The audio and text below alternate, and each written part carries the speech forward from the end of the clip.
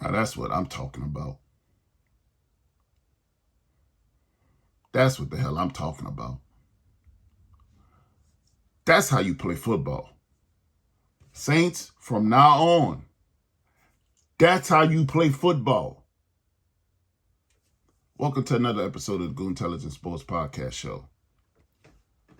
The Saints, that's what the hell I'm talking about. The Saints go up to New England and beat the clam chowder and tea out of the Patriots. I didn't see it coming. Man, I had a prediction of 21-13, something like that. Before we get into it, look, this your first time checking me out?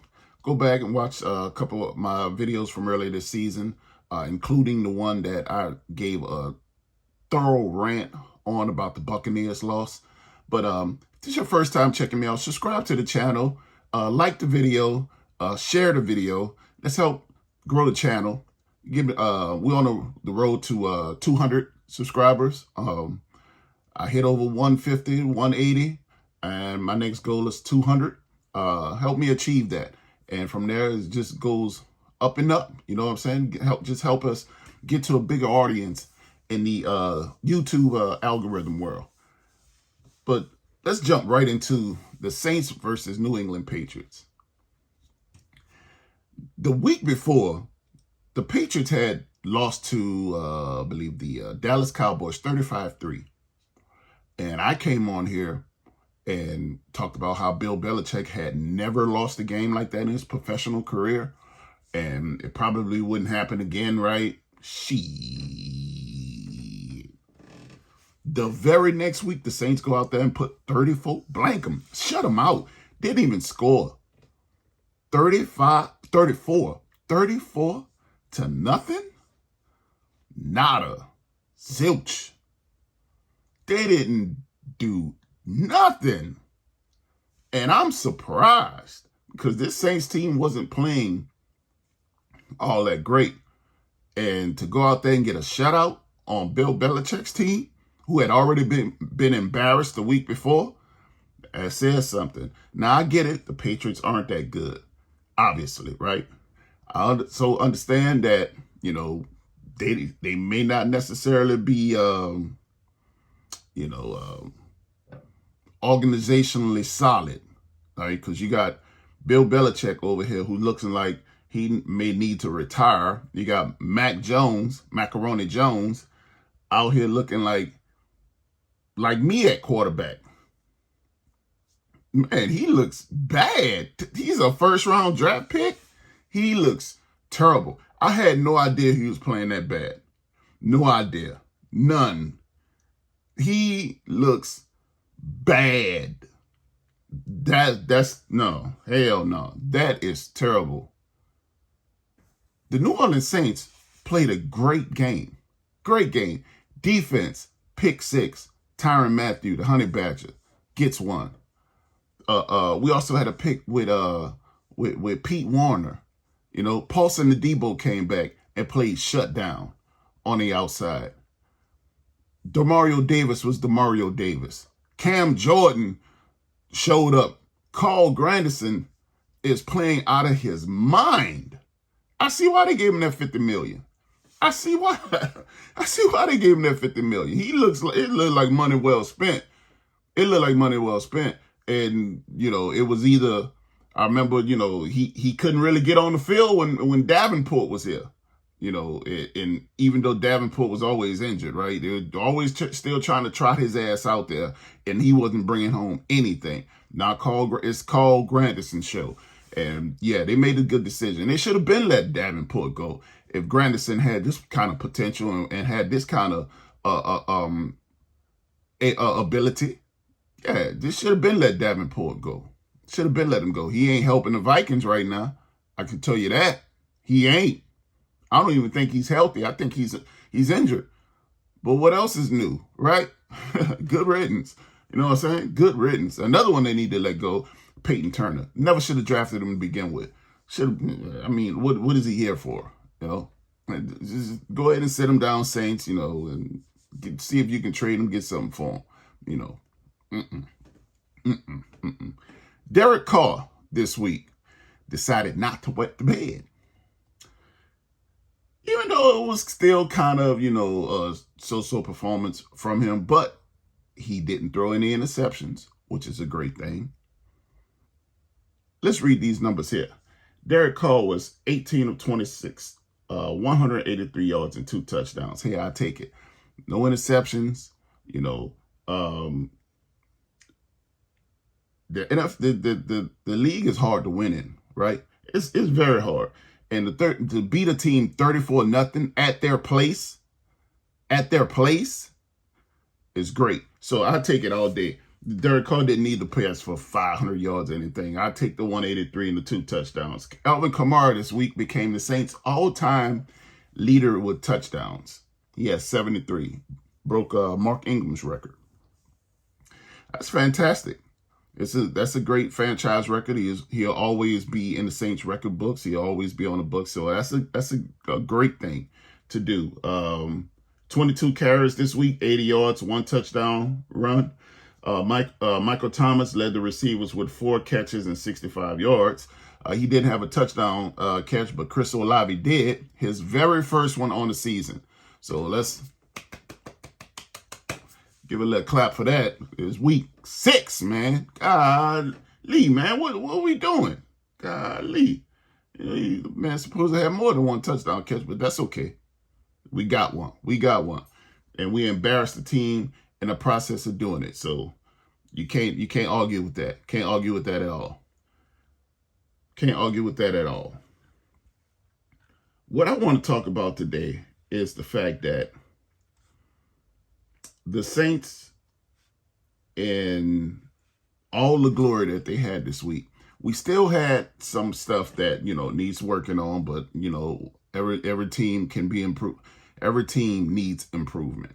That's not a big deal, right? We still had some pre-snap penalties. We still had some throws from Derek Carr that went over receivers' heads or was not even in the vicinity of the receiver, which they just scratch your head, but that's neither here nor there. You still had Pete Carmichael calling some plays that were surprises, and you'll still have Pete Carmichael calling some plays that were duds. The tight end shovel pass inside of the 5-yard line was a shocker.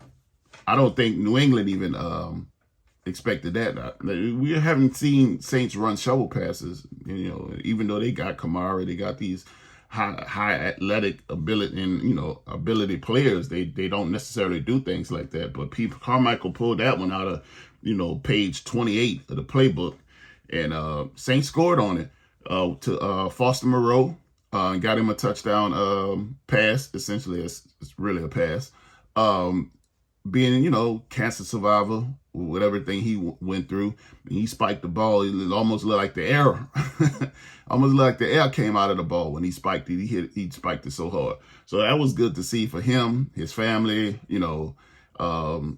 Cancer sucks. I don't think there's anybody in this world that hasn't had cancer affect them in some sort of way, including myself. I've lost relatives to cancer. So it's good to see when people survive such a deadly disease, and hopefully they come up with a cure very, very soon. So this week, the Saints have the Houston Texans. They're going to Houston. They're going to be playing in Houston. Houston dropped the game this week to the Atlanta Falcons. CJ Stroud, rookie quarterback.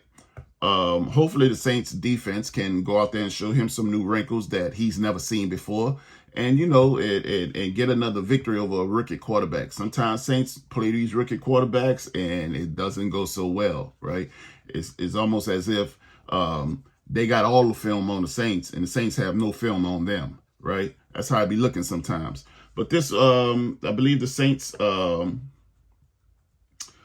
this will be the second rookie quarterback they played this year. They played Bryce Young earlier, the number 1 pick in the draft, and this week we get the number 2 pick in the draft, right? CJ Stroud. So He's actually playing pretty decent. He's playing pretty well. They played well enough last week to win the game. It's just the defense dropped it at the end of the game. You know, it bees like that. We've seen stuff like that happen with our own team, 17-0 against the Packers. But that, you know, I'm not here to open old wounds and scabs and whatnot and bring up, you know, misery from the past weeks. I'm here to talk about the future. This week, you know, I think the Saints can dominate Houston. More so than what the Falcons did, right? Especially if they play the same way that they played in New England. If they bring that same intensity and preparation that they had for New England to Houston, they're going to beat Houston, and the game is not going to be close. That's just how much faith I have in them. Is it foolish pride that I may have? It may be. I don't know. Do I think this game is going to be close? I thought last week's game was going to be close, and the hell, it wasn't. Is this one going to be close? I don't think so. I think the Saints easily win this game. I think the Saints easily win this game. 28-14. Saints this week will beat the Houston Texans 28-14. I believe it. I believe it. I don't like to get on here and talk about the Saints in a negative fashion, and I enjoy winning. I do. I enjoy winning. It makes my week go easier, right? The food tastes better. The air smells fresher, right? It smells fresher when you get a win. When you lose, it's dark and gloomy. The sky is falling. You don't know which way is up, right? You just want to lay down and get to the next Sunday so you can get that sour ass taste out your mouth. But to remain winning, to remain a gainful NFL franchise, right? You have to have consistency. And that's what I'm going to need to see from the Saints. I need to see consistency. I need to see it, Pete. I need to see you call this game just as well as you called the last game. Now, if you come out and call this game like some trash that you've been calling these past games, then it might be, like, it ain't no might be, you still need to be replaced in my opinion, but it needs to happen sooner than later if you come out with the BS this week. But hopefully, hopefully y'all do that. Last week, y'all stood on business. Y'all did. Y'all went out there and y'all put foots in New England. Let's do that to the Houston Texans too. Let's do the same thing to the Houston Texans. Let's go out there and beat the barbecue out of the Houston Texans. I think you have the ability to do it. This has been another episode of the Goon Intelligence Sports Podcast Show. Hey, I appreciate everybody that has subscribed to the channel. Let's run this one up too. Let's get this one to 40 likes. I believe I reached my goal of 35 likes on the last video. Let's get this one up to 40 likes. Let's get a couple more subscribers. We're on the road to 200. Hey, you could have been anywhere else in the world, but you decided to share it to me, and I appreciate that. Peace.